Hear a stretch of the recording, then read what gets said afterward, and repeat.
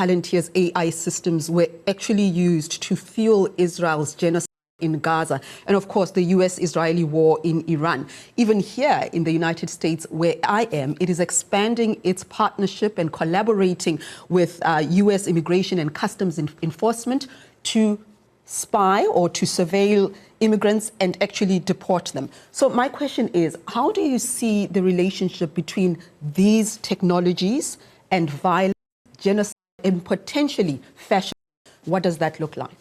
If you read that manifesto, those 22 points, which of course have been extracted from a whole book that was published by Alexander Karp, the CEO of Palantir, what you'll find is a very audacious attempt to essentially create another ideological justification for the return to weaponized racism.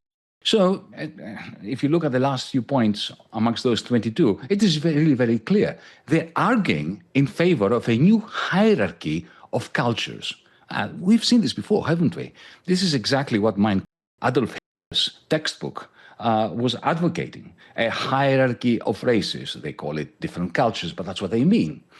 Racial profiling, the idea that some cultures are superior to other cultures. So you have, effectively the essence of the ideology of Nazism and of South African apartheid coming back as a mainstream ideology peddled by one of the companies whose meteoric rise in the stock exchanges have ensured that, for instance, did you know that Palantir has a much higher capitalization in the New York Stock Exchange than Lockheed Martin that produced the F-35s?